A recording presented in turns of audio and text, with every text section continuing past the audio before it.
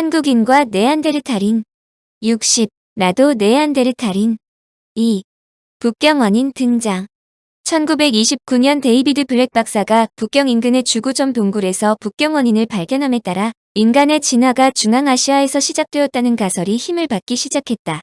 북경이 중앙아시아 고원에 위치한 것은 아니지만 새로운 형태의 고인류가 중앙아시아에서 탄생하여 방사선 방향으로 흩어져 나갔다는 것이다. 고립된 지역의 형태와 중앙지역의 형태 사이에서 나타나는 차이는 변방에 사는 개체군에서 과거의 진화 단계가 중앙 집단에서보다 더 오래 보존되었기 때문이라는 것이 일반적인 견해다. 주구점의 북경 원인에 대해서는 워낙 많은 에피소드를 만들었으므로 다음에 별도로 다룬다. 북경 원인에 이어 1932년 자바의 운간동에서 100만 년 전이 화석이 발견되었는데 바로 호모 에렉투스로 분류되는 피테칸트로푸스다. 이 발견은 인류의 기원이 중앙아시아라는 결정적인 증거가 되었다. 또한 1936년 퀘니스 발트 박사가 디부아의 작업을 계속하여 상기란 층에서 또 다른 화석을 발굴했고 1940년대에 이곳에서 엄청난 양의 자바 호미니드 유골들이 발견되었다. 이들의 연대는 190만 년 전에서 160만 년 전이다. 네안데르탈인 발견. 인간의 기원이 중앙아시아라는 가설이 힘을 받고 있는 상태에서 1857년 독일에서 네안데르탈인이 발견되었으며 1886년 벨기에의 스피에서 역시 네안데르탈인의 화석이 도구 및 동물뼈와 함께 발견되었다는 것은 이들 문제를 새로운 각도에서 검토해야 한다는 주장이 제기되기 시작했다. 특히 1910년 프랑스와 크로아티아에서 일련의 유골이 발견되었는데 이들도 네안데르탈인이다. 네안데르탈인의 화석이 유럽에서 발견되자 격렬한 논쟁이 벌어졌는데 한마디로 인류의 기원을 중앙아시아로 보면 유럽에서 발견되는 네안데르탈인과 어떤 관련이 있느냐이다. 이에 일부 학자들이 간단하게 설명했다. 네안데르탈인을 멸종한 진화의 한 곁가지로 생각하자는 것이다. 이들 설명에 의하면 중앙아시아에 살던 네안데르탈인이 유럽으로 진출했는데 그들이 실패한 이주의 증거라는 것이다. 반면에 이를 진화되는 과정의 한 단계 즉 과도기적 형태라고 본다면 진화의 모델을 좀 더 세분화할 수 있다고 설명했다. 이에 따르면 인류의 기원을 중앙아시아로 생각하되 결정적인 진화는 유럽에서 시작되었다는 것이다.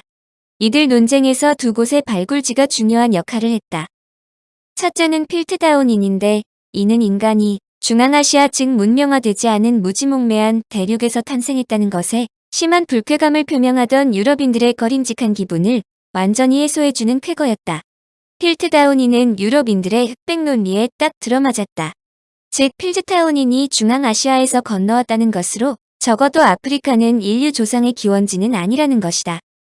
필트다운인이 사기로 판명되자 적어도 영국이 인류의 조상이 살던 곳이 아니라는 점은 분명했지만 유럽인들을 위안시키는 발굴이 이어졌다. 유럽은 아니지만 지중해 연안 즉 현재의 이스라엘에서 인간류가 중앙아시아에서 태어났다는 증거가 발견된 것이다. 1929년에서 1934년 사이 마운트 카멜의 여러 동굴에서 일련의 인간 유골이 발견되었는데 해부학적으로 네안데르탈인과 현생 인류의 독특한 혼합 형태라는 사실이 밝혀졌다. 이 화석을 연구한 학자들은 해부학적으로 현생 인류가 탄생하던 시점의 인간 화석이라고 주장했다. 특히 이스라엘이 중앙아시아와 유럽 중간 지점에 위치하므로 중앙아시아에서 출발한 이동 물결의 일환이라고 설명하는데도 문제가 없었다. 그러나 이들 화석이 잃어버린 골이라는 것을 확인하기 위해서는 명백하게 인간의 진화 계통에 편입식 수 있는 인간류의 유골이 필요했다. 그런데 중앙아시아에서 더 이상 연속적인 발견이 이어지지 않은 것이다. 인간 기원지는 어디? 중앙아시아에서 더 이상 관련되는 인골이 발견되지 않는다는 것은 고인류 연구 문제를 복잡하게 만들었다. 인류 진화에 대한 연구의 초점이 인류의 진원지로 집중되었기 때문이다. 고인류학자들은 처음에 현생 인류의 기원을 유럽이라고 생각했다. 당시까지 발견된 화석들을 볼 때 인류의 기원은 중앙아시아이지만 이들이 유럽으로 들어와 비로소 인간다운 인간이 되었다는 것이다. 즉 인류가 중앙아시아에서 태어났지만 유럽에서 살던 고인류들이 선진 문화를 습득했고 이를 각 지역에 전파했다는 것이다. 유럽인들이 선진 문화로 세계를 정복하는 것은 당연하다는 생각이다. 그런데 다윈이 인류의 기원이 아프리카일지도 모른다는 말이 사라진 것은 아니다. 바로 이 말에 부응하는 듯 놀라운 발견이 아프리카에서 일어났다. 1925년 요하네스버그의 레이먼드 다트 교수가 남아프리카 칼라하라 사막의 타웅서크햄 채석장에서 어린아이 두개골 화석을 발견한 것이다. 소위 오스트랄로피테쿠스 아프리카누스이다. 타웅 역시 직립할 수 있었는데 200만 년 전이다. 타웅 아이가 주목을 받은 것은 척수가 뇌로 들어가는 지점인 포라멘 마그눔이 뒤쪽에 비스듬하게 붙어있는 유인원과는 달리 두개골 아래쪽에 자리 잡고 있었기 때문이다. 뇌가 침팬지보다 크지는 않았지만 몇몇 부위는 확실히 달랐는데 특히 송곳니가 유인원에 비해 훨씬 작아져 있었다. 그러나 큰 틀에서 타웅 아이는 큰 주목을 받지 못했다. 당시에 다윈이 아프리카가 인류의 진원지일지도 모른다고 설명했지만 어느 학자들도 인류의 조상을 아프리카로 인정하려 하지 않았기 때문이다. 대부분의 학자들이 인류의 시초로 중앙아시아를 선호한 것은 여러 가지 면에서 낙후한 아프리카에서 인간이 태어난다는 것을 거의 모욕 수준으로 인식하였기 때문이다. 그러나 다트의 주장 즉 자신이 발견한 타웅 아이가 현생 인류의 조상일지 모른다는 것을 남아프리카 트란스발 박물관장인 로버트 브롬 교수와 미국 자연사박물관의 윌리엄 그레고리가 지지했다. 그들의 발언은 상당한 파괴력을 갖고 있었는데 특히 브롬 박사는 1934년 트란스발 박물관에 근무하면서 스테르크폰테인 지역에서 플래시안트로푸스, 트랜스발렌시스 줄여서 미세스 플레스, 파란드로푸스 로부스투스, 파란드로푸스 크라시덴스 등 고인류 화석을 연쇄적으로 발견한 역전의 용사이기 때문이다. 그는 행운도 따라 그가 집중으로 발굴한 스테르크폰테인 지역에서 무려 1만 500점이 넘는 오스트랄로피테쿠스의 유골을 발견하여 고인류 발굴의 성지가 되었을 정도다. 현재 이곳은 탄자니아의 올두바이 협곡과 케냐의 쿠비포라와 더불어 유네스코 세계문화유산으로 지정되었다. 그런데 중앙아시아에서 고인류에 대한 자료가 발굴되지 않는 차제에 1940년대부터 현생 인류로 이어지는 진화 계보가 급변하기 시작했다. 아프리카에서 우선 많은 고인류 발굴이 이어졌기 때문이다. 특히 남아프리카 외에도 케냐와 탄자니아에서의 발굴은 학자들을 놀라게 만들기에 충분했다. 마침내 1959년 동아프리카를 뒤흔드는 호미니드가 발견된다. 메리리키가 발견한 호두까기 인간인 진잔트로푸스 보이세이다. 또한 올드바이 협곡뿐만 동아프리카 전역과 북동아프리카에서 연쇄적으로 호미니드들이 발굴되었는데 중요한 것은 올두바이에서도 진잔트로푸스 같은 원인들이 살았다는 사실이다.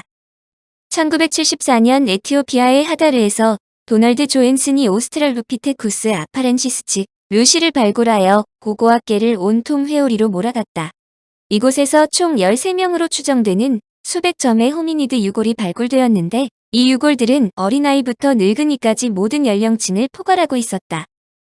물론 조앤슨과 함께 루시를 발굴한 프랑스의 이브 코팡 박사는 루시가 서서 걸은 것은 사실이지만 나무도 잘 탔을 것이 분명하므로 루시를 인간의 직접적인 조상 즉 최초의 인간으로 보기에는 약간 부족하다는 견해를 발표했다. 그는 대신 420만 년 전의 지층에서 발견된 오스트랄로피테쿠스 아나멘시스가 확실히 직립보행했으며 얼굴 모습도 루시보다 현대의 인간과 유사하다며 이를 인간의 직접적인 조상으로 보아야 한다고 주장했다. 그러나 아직 이를 많은 학자들이 동조하는 것은 아니다. 그런데 1979년도 매우 중요한 해로 오스트랄로피테쿠스의 발자국이 발견되었기 때문이다. 이 발자국들이 중요하게 평가된 것은 원인이 이미 약 360만 년 전부터 직립하였다는 사실을 확실하게 입증해 주었기 때문이다. 여하튼 아프리카에서 수많은 호미니드 유골들이 발굴되자 학계에서 원인의 분포 지역에 대한 기존 이론을 수정하기 시작했다. 원인에 이어 원인도 아프리카에서 발견되었기 때문이다. 간단하게 말하여 인간의 기원이 중앙아시아보다 아프리카로 넘어가기 시작했다는 뜻이다. 청취자에게 원하는 것은 1. 구독 2. 좋아요